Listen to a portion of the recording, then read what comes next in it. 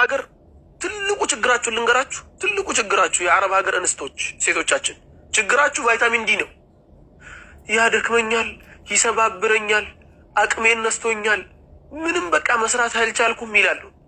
እንደዚህ ሆኛለሁ እኔ ሳላስበው ድንገት ነው የሆንኩት። ባለፈው የዛሬ 2 ዓመት ማስተርስ ስንጀምር ማታ ማታ ነው የምንማረው፣ ቀን እንተኛለን።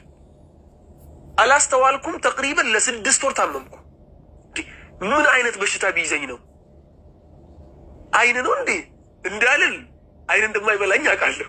ተግባባን? እንደናንተ እንዳላሳብብ ማለት ነው። ከዚያ በኋላ በቃ ነገሮችን ወላሂ እንትን ማለት ሁላ አቃተኝ። በቃ ሄጄ ምን አደረግኩ? ራሴን ቼክ አደረግኩኝ። ብዙ ጊዜ ቼክ ሳደርግ ኖርማል ነበርኩ። ብዙ ጊዜ ኖርማል ነበርኩኝ። ከዚያ በስተመጨረሻ በቃ ሙሉ ቼክ አፕ ሳደርግ የአንተ ቫይታሚን ዲ እጥረት ነጩን የደም ሴልን ዋይት ብለድ ሴል የሚባለውን አፈር አብልቶታል ተባልኩኝ። ነጭ ደም ሴሌ በጣም እንደወረደ፣ ሰውነቴ በሽታን የመከላከል አቅሙ በጣም የወረደ እንደሆነ ተነገረኝ። ከዚያ በኋላ ቫይታሚን ዲ መዋጥ ጀመርኩኝ። ተግባባን? እናንተም አሁን አረብ ሀገር ያላችሁ ሴቶች አብዛኛው ችግራችሁ የሚመነጨው ከቫይታሚን ዲ እጥረት ነው። ከቤት አትወጡም፣ ቤት ውስጥ ነው የምትውሉት፣ ፀሐይ አታዩም። ከቻላችሁ ወጣ በሉና እንትን ላይ በቤት ውስጥ እንዲሁ ሜዳ ላይ ቆማችሁ 10-15 ደቂቃ ሙቁ ፀሐዩ፣ የ6 ሰዓት ጠራራ ፀሐይ የሚባለው ማለት ነው። ያንን ፀሐይ በደንብ አድርጋችሁ በቃ ለ10-15 ደቂቃ ተጠቀሙት። ሌላኛው ችግራችሁ ደግሞ የእንቅልፍ ሰዓታችሁን አዛብታችኋል። እናንተ የእንቅልፍ ሰዓታችሁ ቀን ላይ ነው፣ ማታ አተኙ። ማታ ባለመተኛታችንና ቀን በመተኛታችን የሚጎልብን ብዙ ነገር አለ። ጤናችን ራሱ የሚያጎልብን ብዙ ነገር አለ።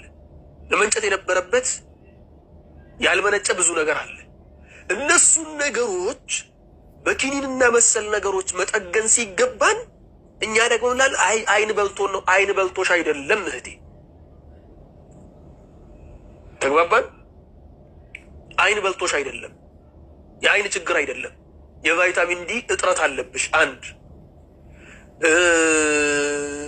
የሆርሞን መዛባት የሚጨመርበት ናም እሱም ይኖራል አንዳንድ ጊዜ። 2 ሶስተኛ ነገር ደግሞ የእንቅልፍ ሰዓታችሁ መዛባቱና ሌሊት አለመተኛታችሁ ጎድቷችኋል።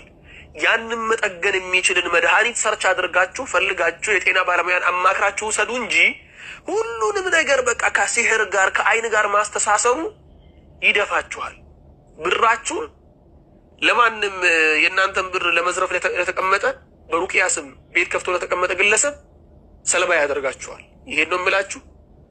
ቡዳ አልበላችሁም። የቫይታሚን ዲ እጥረት ነው ያለባችሁ ልላችሁ ፈልጌ ነው።